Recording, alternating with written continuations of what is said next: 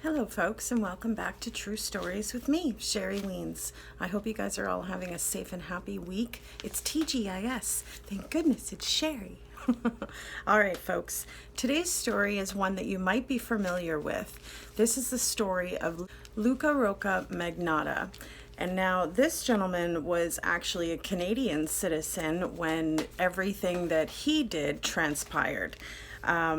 Back in 2012, this gentleman was sort of a vain characteristic, if you will, somebody very set on personal appearance and very, very, narcissistic and constantly thinking the world is sort of about him and whatnot.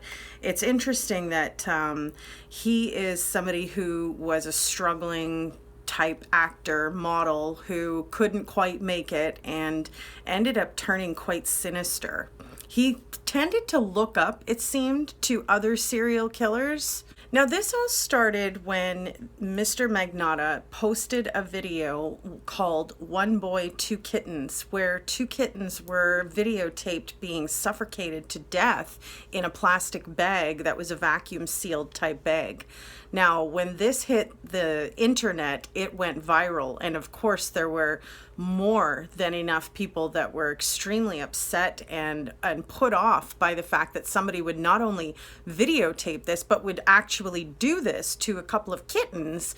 It was unbelievable. Now, Luca Rocca Magnotta went about his life sort of creating profiles and pages that were in regards to himself, trying to accumulate likes and viewers and whatnot, such as many people do in the internet world. However, he had a very sinister, heinous mind at it. So not only did he post this video on a site that was basically untraceable, where they couldn't necessarily find who it was that actually posted this. Now, some very, very smart internet nerds, as they like to call themselves, Deanna Thompson and John Green, went about taking it upon themselves to do their own investigative work to figure out who this person really was. Before he was even named as Luca Rocca Magnotta, he was unknown, and it was just a heinous upload that someone had done somewhere around the world that created for this manhunt to start. A Facebook page was created, and many people started to join in order to try to find who this person was. All they had was a profile picture, at which point they decided to do an EXIF search, which is going to locate where those pictures may have been put anywhere around the world. They then started the tedious process of checking all photographs and making sure they could find the one that matched the profile picture of the person who posted this kitten's video. Before long, another video presented itself online, and this one was playing with the dead kittens that were just suffocated in the bag, which sent the public into, again, a fury of anger. As the public tried to pool together to figure out who it was that was doing this to these animals, Rescue Inc., which is a TV show that partakes in protecting animals, got involved. This raised the Facebook page to thousands of people who were interested in figuring out who would be so cruel to such innocent victims, right? Suddenly, a third video was posted, and again, it had the similar background, similar look to it, and sure enough, there was another kitten involved. This kitten was tied up to a pole and was at that point drowned in a bathtub on video, and again, uploaded to the internet world for people to get angry about. And how can you blame them, right? As the private investigator Deanna Thompson, who was also known as Body Movin', and John Green went about their own investigation, they were able to figure out that Luca Rocca Magnotta was more than likely the person that was involved. Rescue Inc. was involved as well, and they had stated it would be interesting to just send an email asking him if he is the person that did this to these kittens. And after several inquiries, of course, it was come about that he responded that that yes, he was the kitten killer, LOL.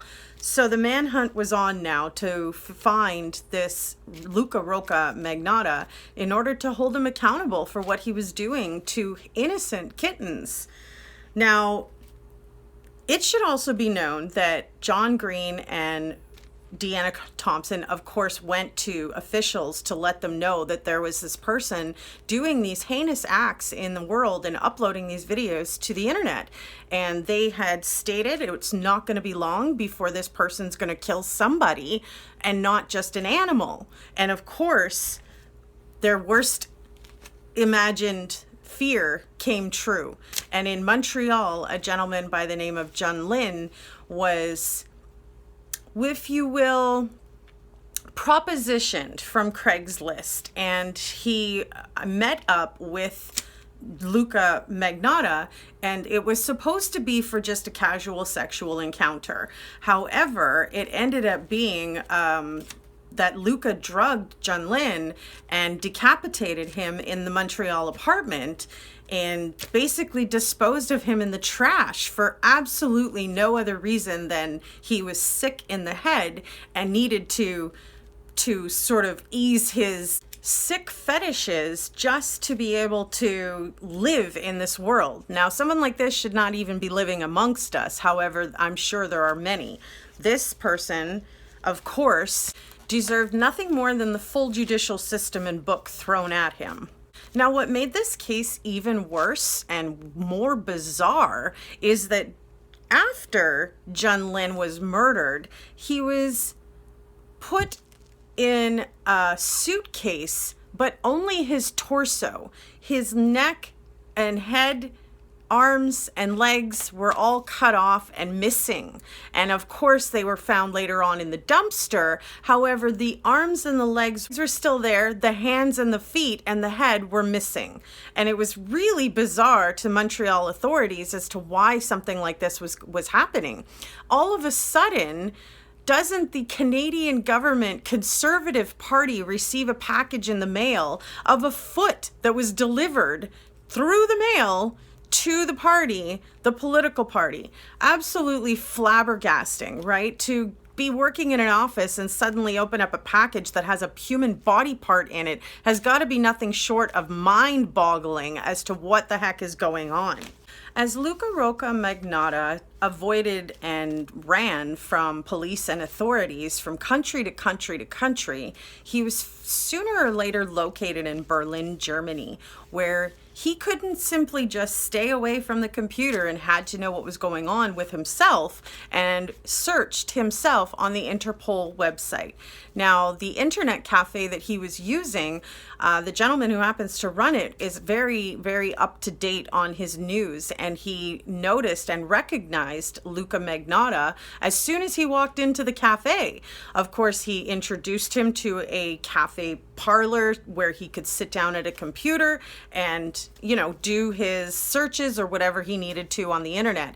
It was at that point that the store owner decided to kind of conspicuously start cleaning up around him just to kind of see what the heck he was looking at online, and wasn't it verified for him when he noticed that Luca Magnotta was staring at his own criminal mugshot photo on the Interpol Most Men Wanted type thing website. Now, it was at that point that officials in Germany were contacted, and more than 10 officers had entered into this small little internet cafe where Luca Magnotta had literally nowhere to go.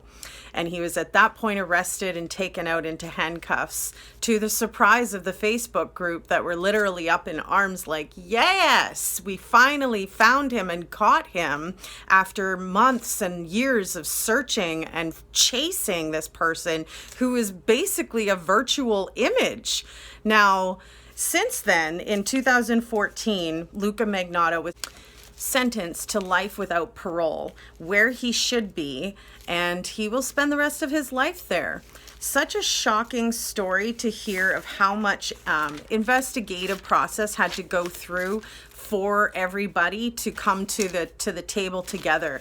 You know, it was interesting that the Montreal Police Department ended up joining the Facebook group just to be able to see who was all involved in the group and what kind of evidence they did find. Interesting that it's nice to see that the public can work with authorities and help them. Now, an interesting little pun, if you will, Dr. Watts did a psychiatric evaluation on Mr. Magnota just to see if he was competent enough to stand trial or if there was something psychologically wrong with him that could be made that he's found, you know, excusable to his crime and whatnot.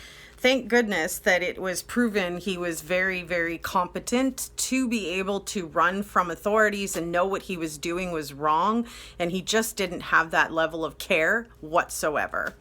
Now, I thank you for watching True Stories with me, Sherry Weens, and if you've heard about this case, please tell me your thoughts in the comment section. You know I love hearing from you guys. I hope you guys all have a great rest of the week.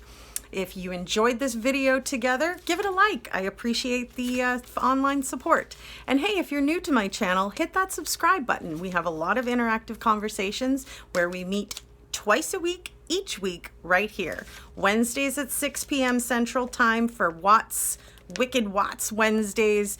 And then we also meet Sundays face-to-face for 1 p.m. Central Time where we hang out and chat about random topics. I hope you guys have a great rest of the week, and I will see you again soon for another true story with me, Sherry Weens. Bye for now, folks.